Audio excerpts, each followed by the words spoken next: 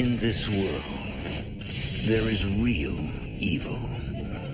In the darkest shadows and in the most ordinary places. These are the true stories of the innocent and the unimaginable. Ron and Nancy Stallings believe they have found the perfect house. Until a sinister spirit attacks from beyond the grave. Paranormal researchers try to bring peace to the family and to the dead trapped in the land. The Stallings realize if they don't get out soon, they won't get out at all.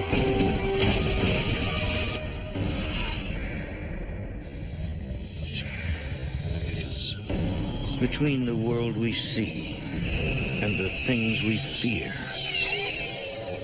there are doors. When they are opened, nightmares become reality.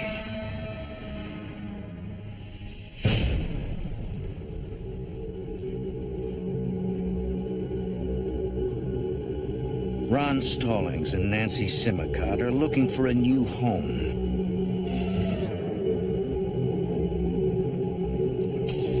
They will be married in less than a week.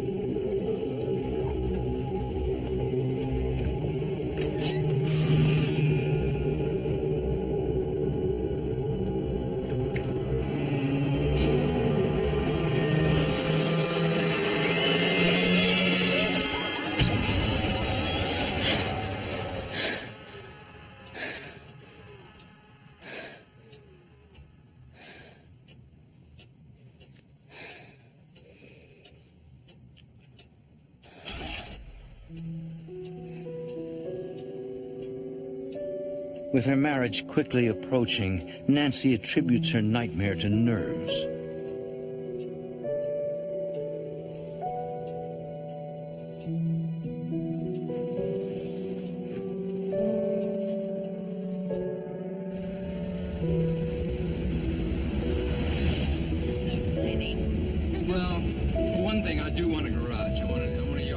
Ron and Nancy had been married for less than a month when they actually began looking for a house to buy.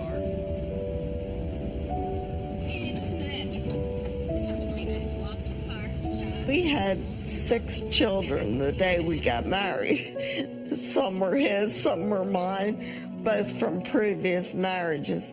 And we needed a large house that would accommodate everyone.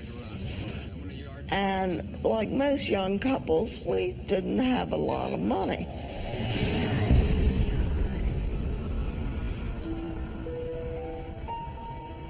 The first time that we saw the house, I thought it was a great bargain.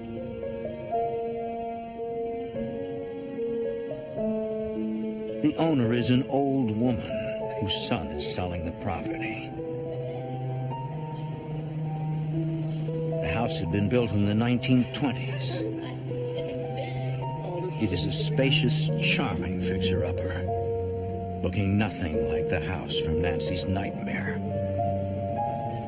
And remarkably, it is well within their price range. The house has been empty for a year.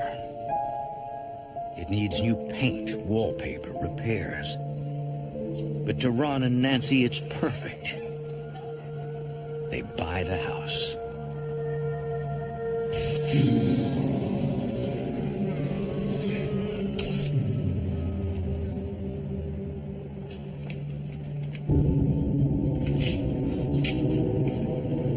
Then, just before leaving,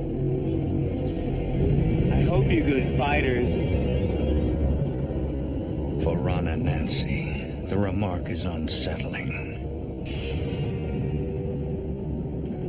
That's a strange thing to say. I got bad neighbors or what? And I didn't know what he was talking about.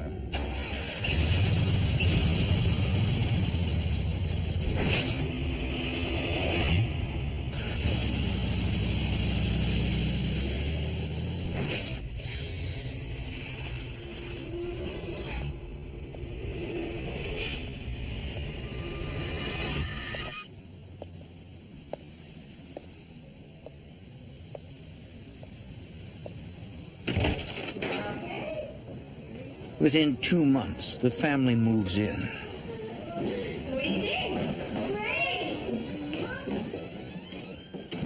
Alan Simicott is one of Nancy Stallings' children from her first marriage. My stepfather had children of his own, and there was kids with my mother, and when they got married, it was almost like the Brady Bunch.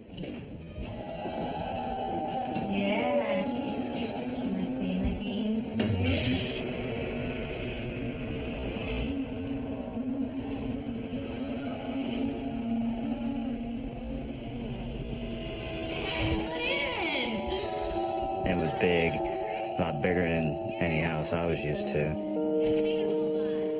Other than that, it just seemed like a normal house. It was just old. For the newly blended family, moving day offers hope and the promise of new beginnings. You got your rooms? Get more stuff, bring in the house, we can move in.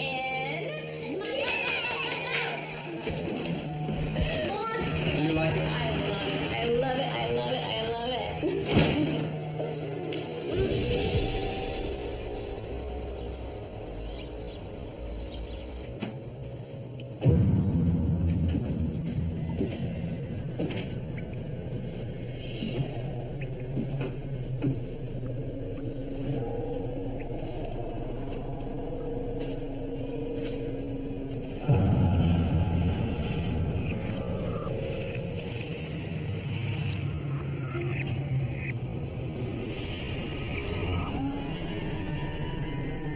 The basement was real dreary and kind of had a real creepy feeling to it. Like something happened there. Like something might happen there again.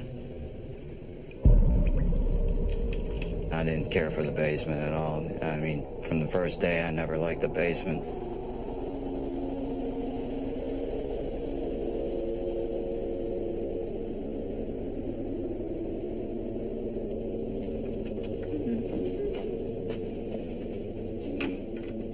I decided I would open some windows. At first I thought they were painted shut. I couldn't get them open.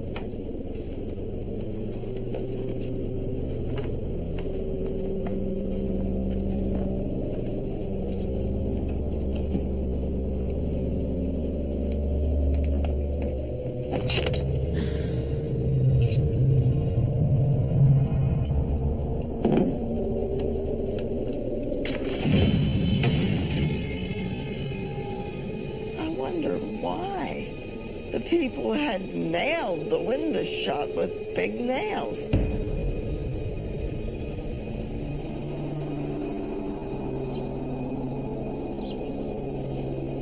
It soon becomes clear something is not right with this house. Hey, whoa, guys, walking legs in the house, you know better.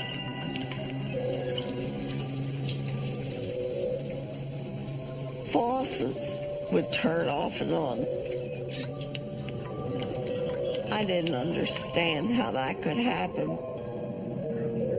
We figured it must be because it's an old house.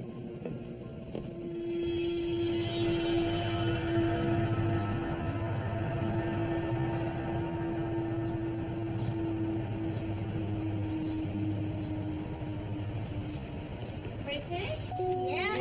All right, great. You want to guys go out and play? And Alan, let your chin up at the table, all right, sweetie? Within a month, the family settles into a comfortable routine.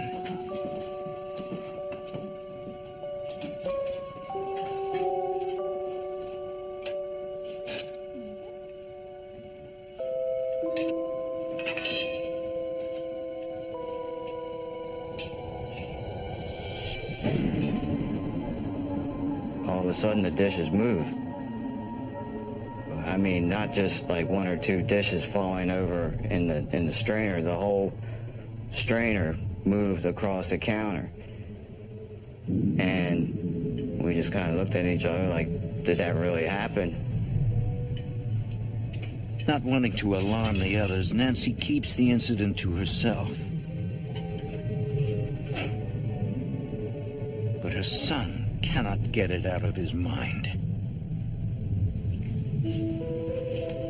I was freaked out, and it still freaks me out. Summer turns to fall. The days grow shorter. The nights longer.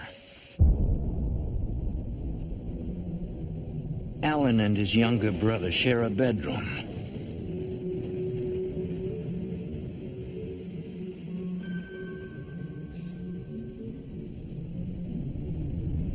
I would lay there at night, and I would hear heavy footsteps, like heavy boots.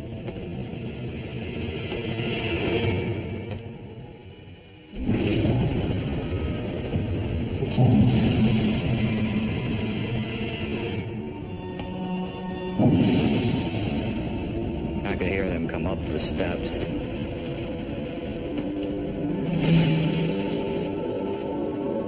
I knew it wasn't my parents, and I was terrified.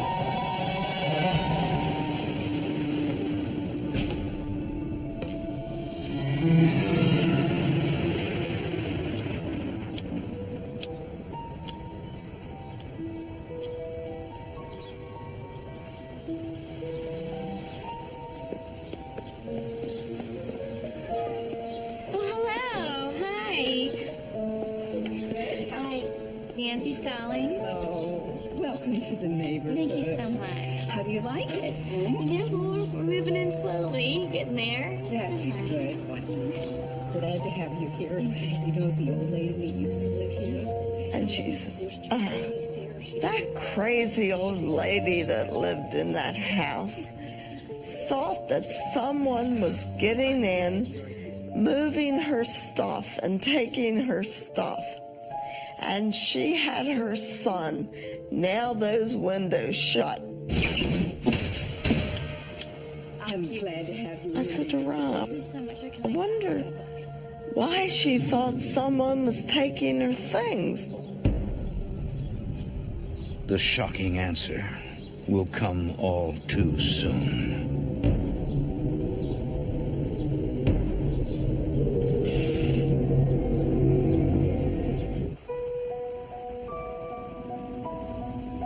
In the fall of 1965, Ron and Nancy Stallings are settling into their new home in Baltimore. But their eldest son, Alan, knows that something is strange about the house.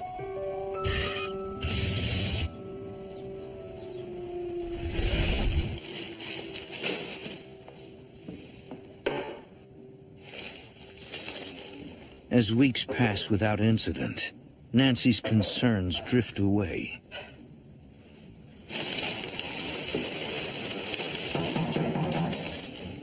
Friends and relatives come to visit, happy for Ron and Nancy's apparent good fortune. Hey, Ron, how you doing? Good to see you, Bill. Come on in.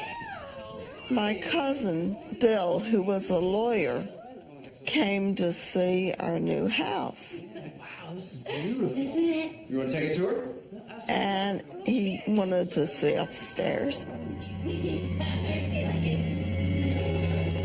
So he got halfway up the stairs.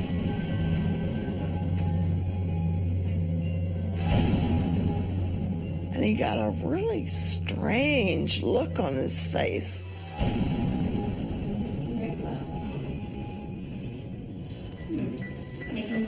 Excuse me. What's wrong? And he said, I don't have time now. I forgot about it. I said, what do you got to be going such a hurry for, Bill? He says, oh, I got to get to court. I just got to get to court. Bill later explains that he was overwhelmed by a sudden feeling of dread. It will be months before he comes back.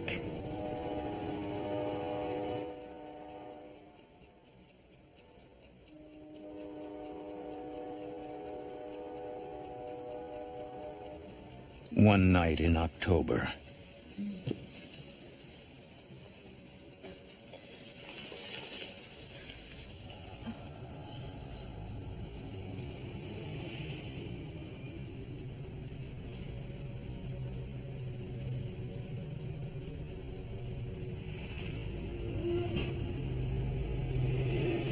Nancy has the distinct feeling that someone is watching her.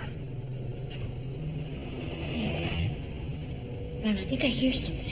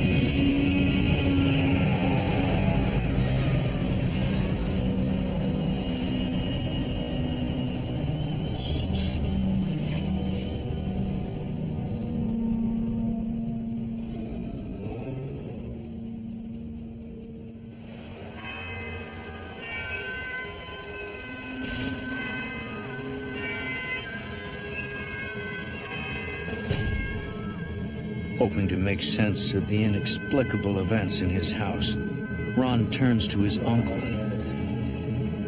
My uncle was a priest, and I knew he knew a lot about that subject. How can I help? I told him the story, and I thought, he don't believe me. What am I going to do now? He's not going to help me. We have things that move in the house. Ron can hardly believe the story himself. It's very angry. I didn't believe you lived after when you died. I believed when you died, that was the end. Whatever we need. And I said, can you come over my house and bless it, maybe? He said, yeah. I said, well, when? He said, about 2 weeks. I said, I can't wait 2 weeks. So he said, all right, I'll come this afternoon.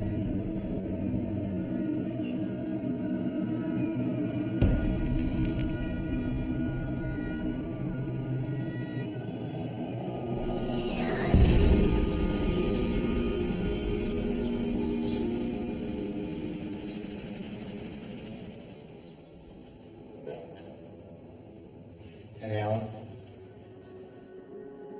In the name of the Father, and of the Son, and of the Holy Spirit. We actually had Mass in the house, like a regular Catholic service. And I was glad that we were doing something about it. The priest blesses the entire house, room by room.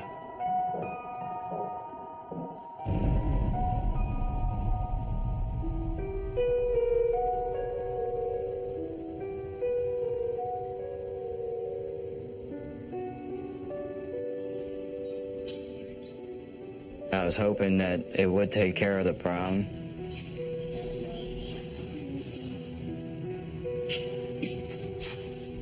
It was like a big question mark. Will this work? Will it not work?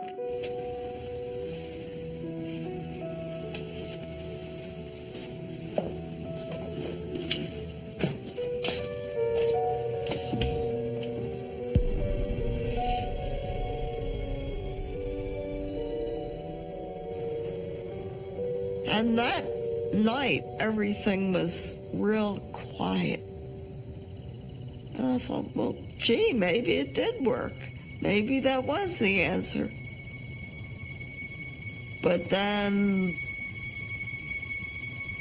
it started with a vengeance. We heard a ruckus out on the porch. And it was loud.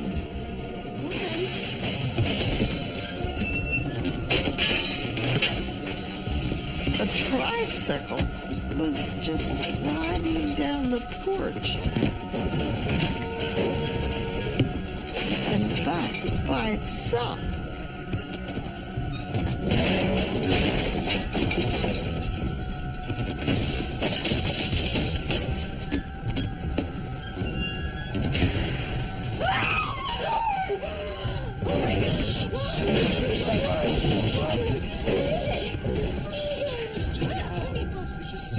Ron Ron suddenly realizes that the priest had never blessed the porch. Go to get a crucifix. I'm gonna take care of the porch. I didn't know what was happening. I grabbed the crucifix, thinking that was the answer.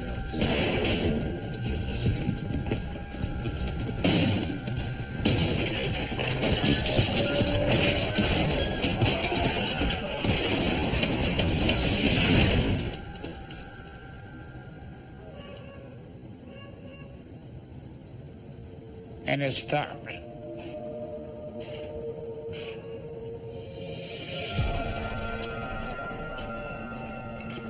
Terrified, the family immediately leaves the house.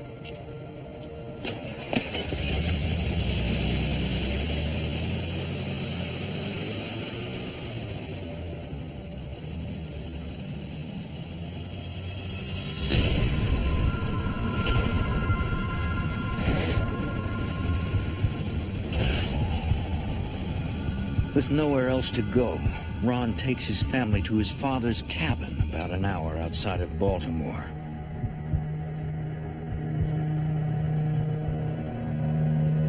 The cabin has only one room, too small to accommodate such a large family. It's also a considerable distance from the children's school and Ron's workplace. He knows it is impractical to stay there for very long.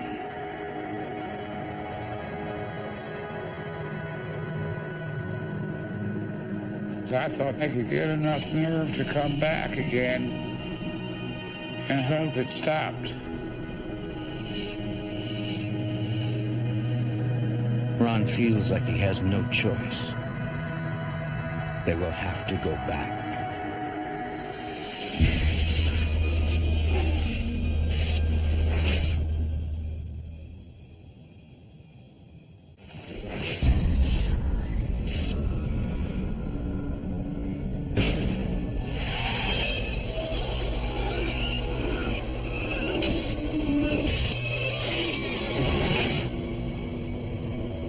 The Stallings are prisoners in their new home. Financially, they are trapped. They have 6 children and one on the way. We wanted to move, but we had all of our money tied up in that house. And with children, you can't just move.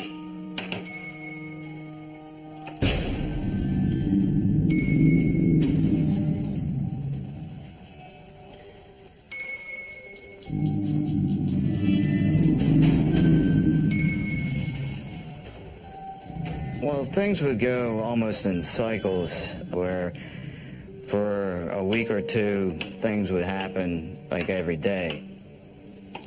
And then it might not happen for a couple of months. For several months, the disturbances die down, and Nancy hopes for the best. In 1967, she gives birth to a son. Her first child with Ron.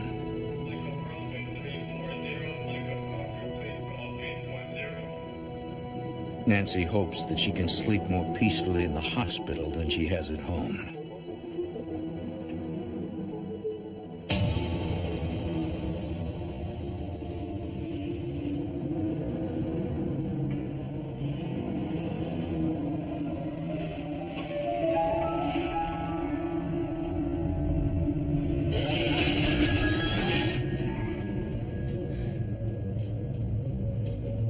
The atmosphere in the room changed.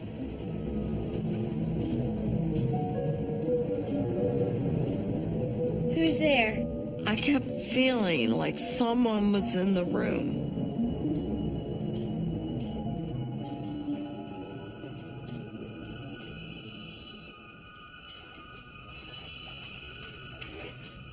Who's there?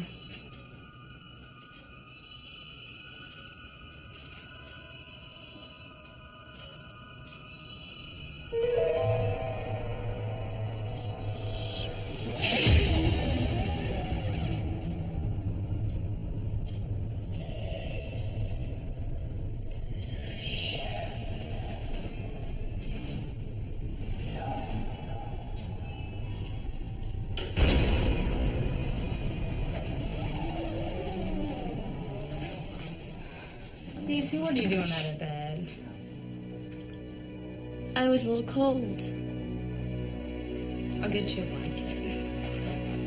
Nancy now realizes that whatever has been haunting her house can follow her anywhere.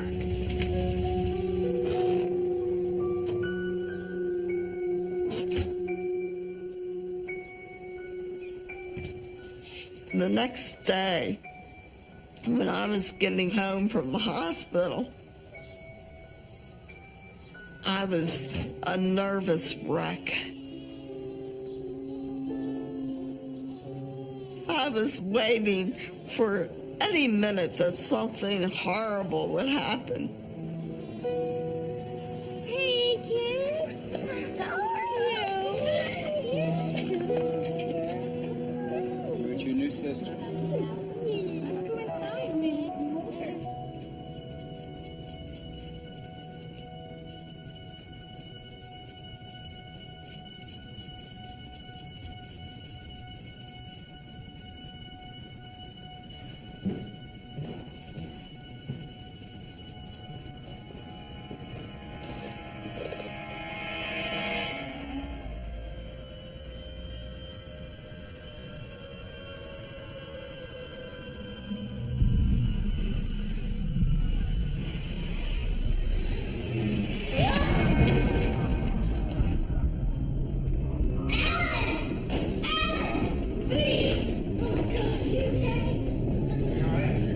I felt like somebody grabbed me from behind and literally like heaved me down the steps. Fortunately, he only had a few scrapes and bruises.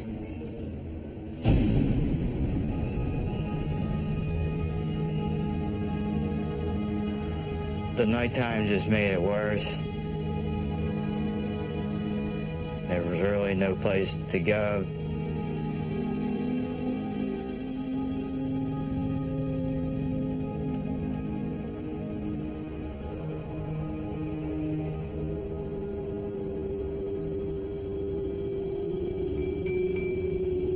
I dreaded if I woke up in the middle of the night and had to use a bathroom or anything like that.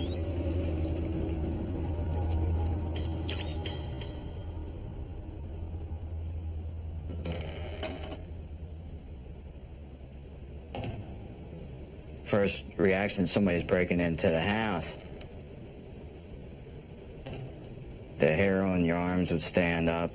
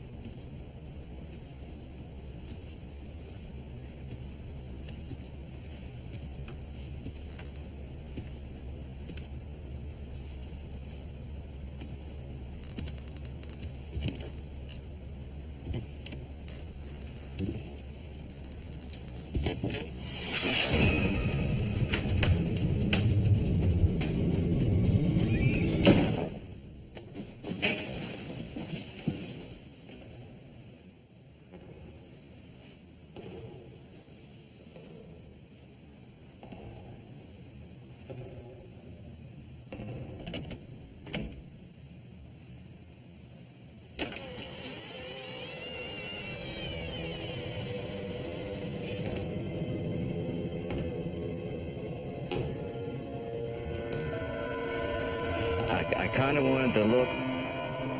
I really was afraid of what I might see.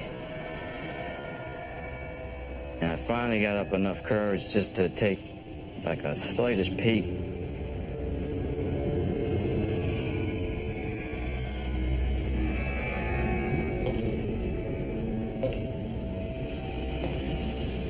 But then I heard the footsteps go back out.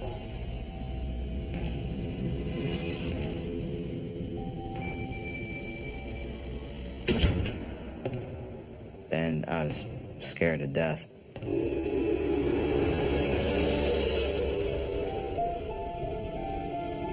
Alan can no longer remain silent. He tells his parents about the footsteps. I just don't know what we can do about this. I felt so hopeless. How do you fight something that's not alive and you can't really grab it, but it can push you? It's your fault. I didn't say it was your fault. I'm not blaming you. I mean, I just don't know what to do. Look at the baby. Are you happy now? We were frustrated. We didn't know what to do or where to turn. Ron and Nancy decide to put their house on the market.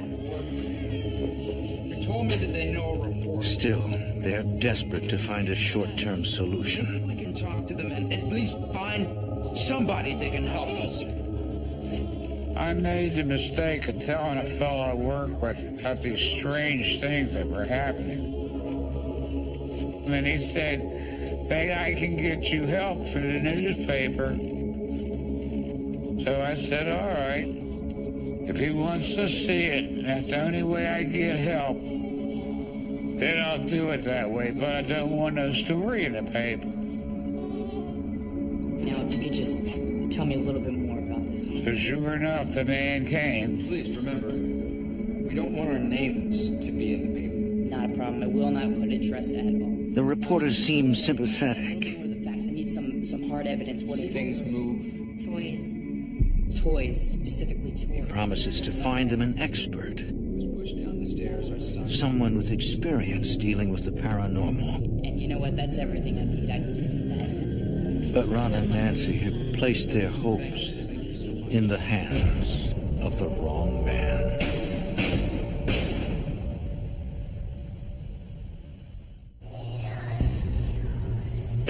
A local reporter publishes a story about the strange events at Ron and Nancy Stallings' house. They are shocked and angry. So are their neighbors, who worry about falling property values. And prospective buyers who suddenly stop calling. The neighbors were pretty bad. They had ridiculed us, and we put up with a lot of harassment. Nobody believed in ghosts, supposedly, but nobody wanted to buy it either. So we were stuck there.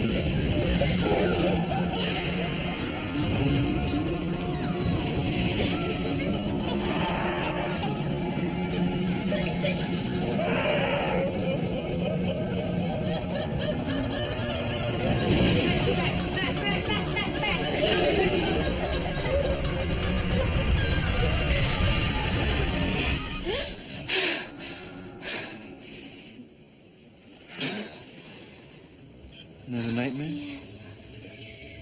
I had this dream several nights in a row. It wasn't an ordinary dream, it was like an experience.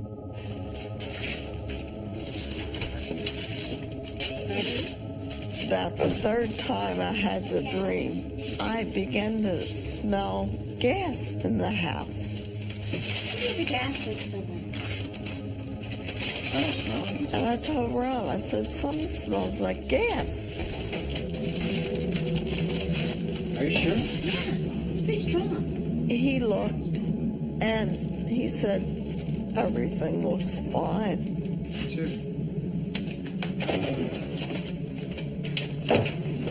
To be safe, Nancy calls the gas company. They said they'd be out right away and to open all of the windows.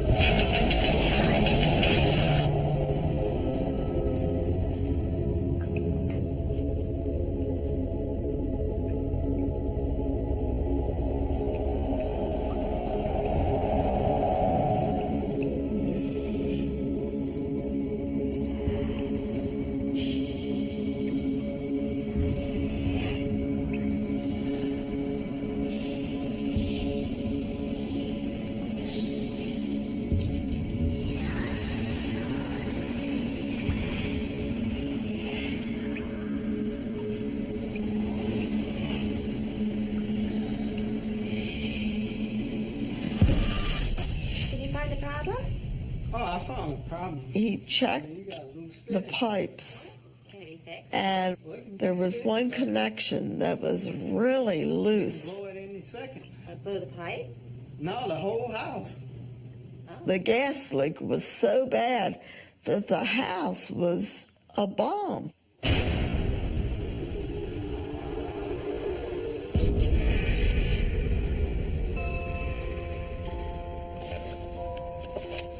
Unwilling to remain a victim, Nancy reads up on the study of ghosts and paranormal phenomena.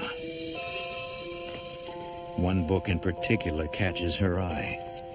It is written by Hans Holzer, an expert from Austria.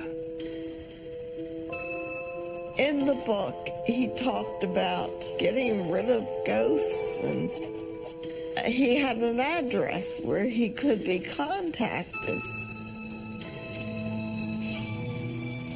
Nancy sends him a letter.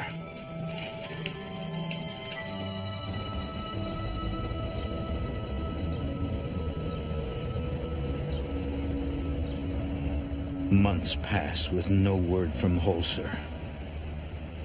As Nancy struggles to make sense of her dreams, I kept telling myself, maybe it's not a threatening thing. Maybe she was trying to warn us that the gas man who installed the furnace had left this pipe undone. But somehow I didn't think that she was. It was just a horrible feeling.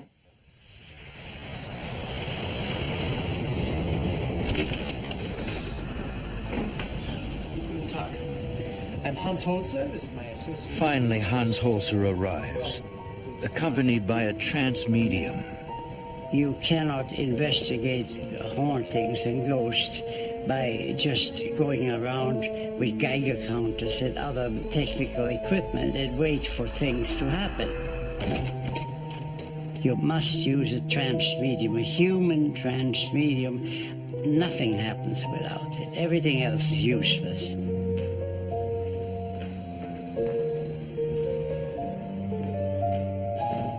The trance medium has the ability to permit spirits to communicate through her. Holzer has worked with her for several years. I was curious to see if they were going to be able to do anything because the blessing didn't work. Holzer feels certain that he and the medium can contact the spirits haunting the Stallings house. Well, perhaps we should begin. But not knowing their true nature, he has no idea if it's possible to force them out.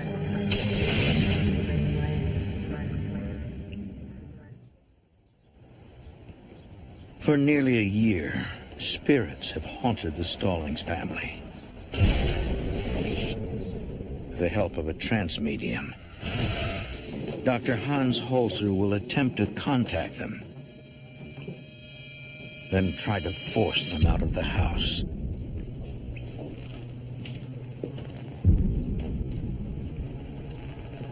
The medium senses an unnatural presence.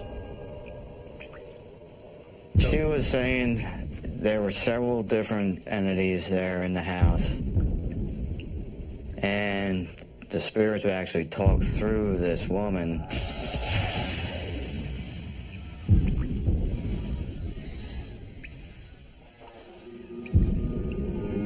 It's what we would call dissociation of personality. A deep trance medium has the ability to move out of their body and let somebody else get in temporarily.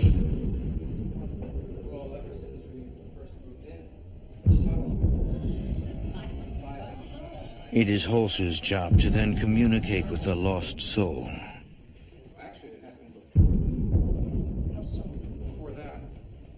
The medium detects a mysterious confluence of energy.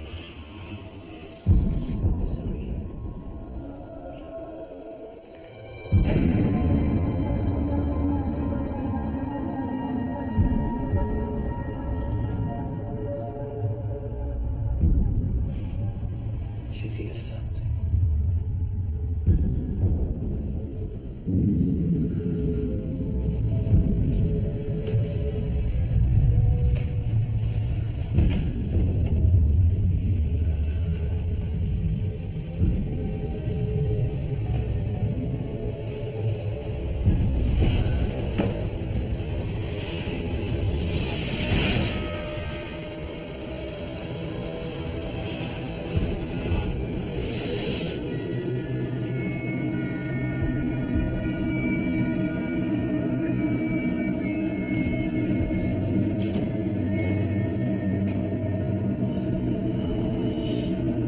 Something seems to be guiding her.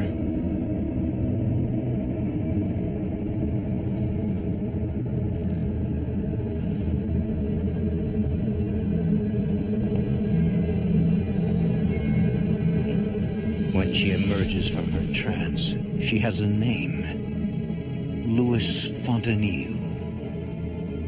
It means nothing to Ron and Nancy. She asked him what he was doing there, and he said that he was waiting for supplies to come in on the Constellation in the Baltimore Harbor, and they were there to protect the city.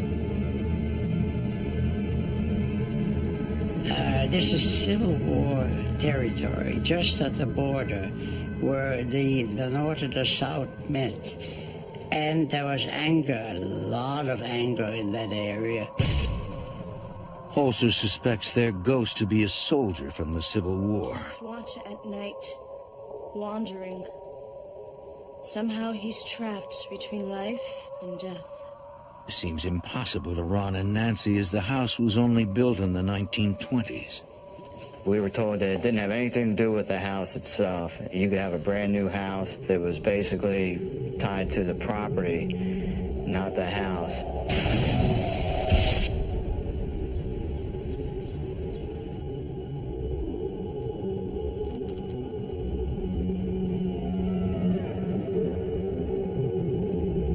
They live in the land. And if there is now another house, they don't see that. They see what they remember.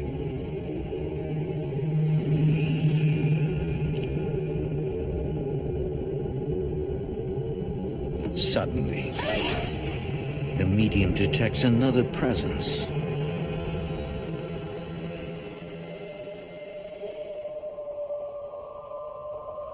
She slips into a trance and begins to make contact with a woman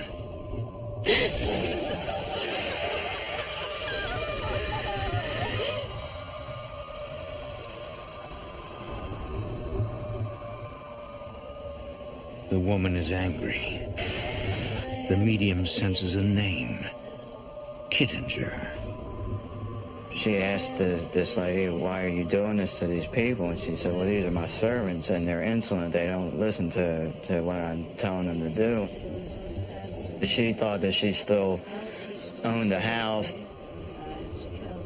The only problem we have with ghosts is they don't know exactly what they are. They die and don't know they're dead, and they don't know what happened to them, and they're confused. There's no question here. Later that evening, Holzer delivers his prognosis. Holzer believes Nancy to be psychic and that her dreams are not nightmares, but psychic communications from the world beyond the grave. The problem was that you had a medium in the house, living in the house, and that's Nancy. And as long as there's a psychic living there, they will get energy from that and stay. We had opposing forces in the house. One was evil, and some were benevolent. Nancy believes that the Civil War soldier Louis Fontenille is protecting her family from the malevolent ghost of the old woman. In this case, She was close to being insane. As far as she was concerned, we were intruders, and she wanted us out of there. Holzer and the medium decide they must contact the spirits and convince them to cross over to the afterlife.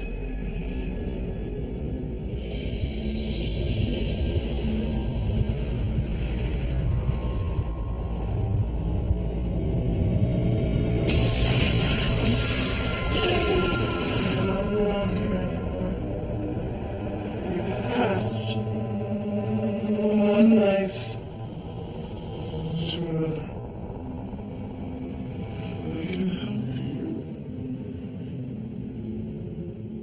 You know, I just didn't know. I didn't know what to think.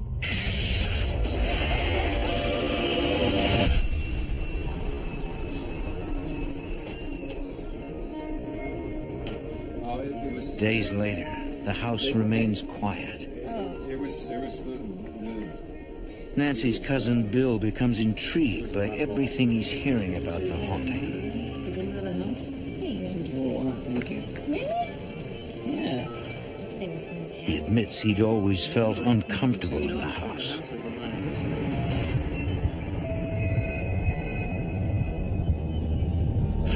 He wanted to see if any of these names actually turned up, or if it was all just something that was made up. Well, I'll tell you what, I'll go down to the hall. Bill decides to research the names and details given by the medium. He goes to the Hall of Records in Annapolis. And the more he tried to prove these things to be untrue, the more they jive with what this lady was saying. He finds a listing for a Lieutenant Fontenille, an officer in the Union Army. He was killed in a skirmish at an inn that once stood on the Stallings property. In records dating back even further to 1787, he uncovers another name, Eileen Kittinger. He wonders if this is the old woman from Nancy's nightmares. Bill discovers that another home stood on the same piece of property where the Stallings house is now, built in the 1700s.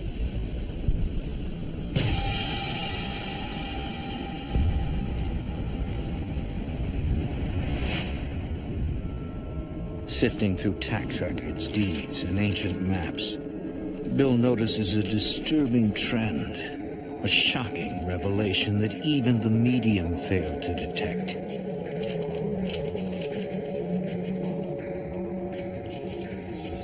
And for the Stallings family, it could mean the difference between life and death.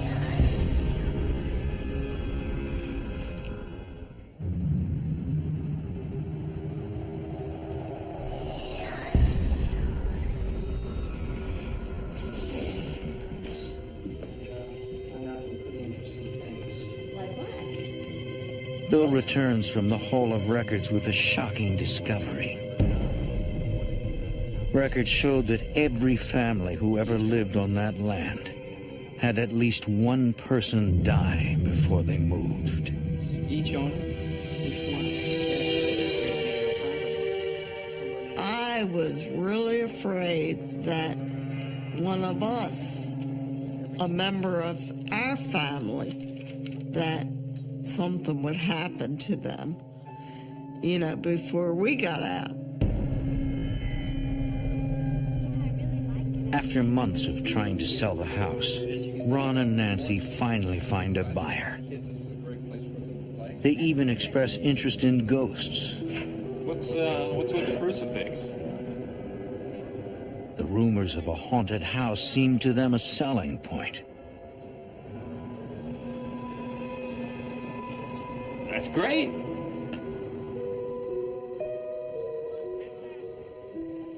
I was just so relieved that we were finally getting out of that house.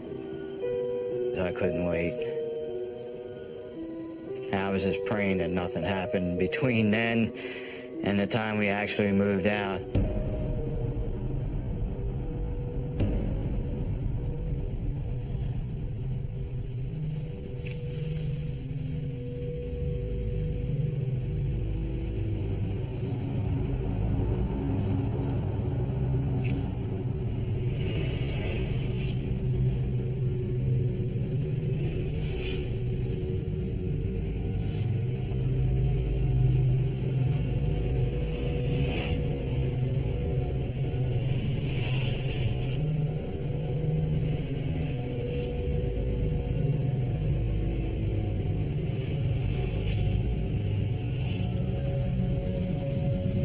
Lewis came to me and he said,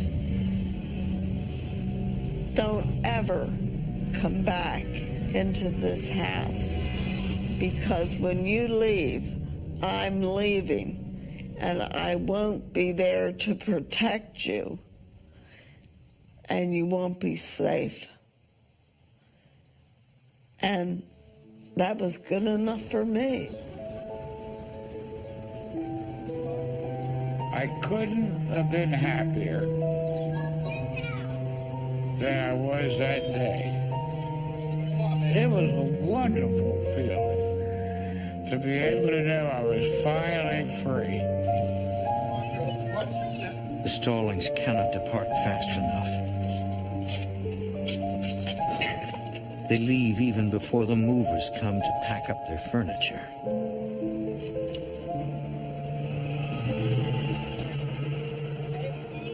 There is absolutely no doubt in my mind that there is some type of life after death, and some type of spirit, some kind of presence there.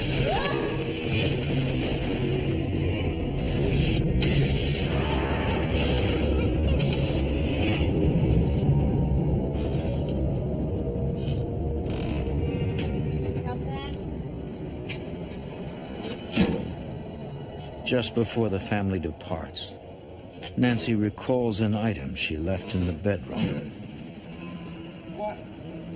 Where are you going? Just take a second. I'll be right back.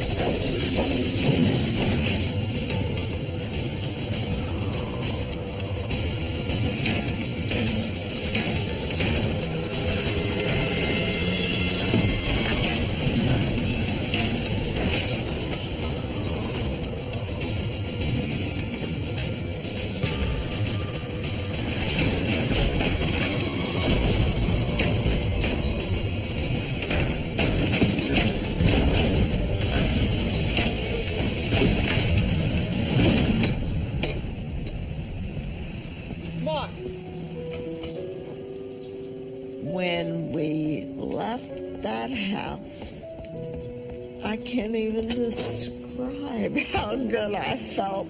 Let's go. We had made it through that terrible experience. And now we would be able to live a normal life.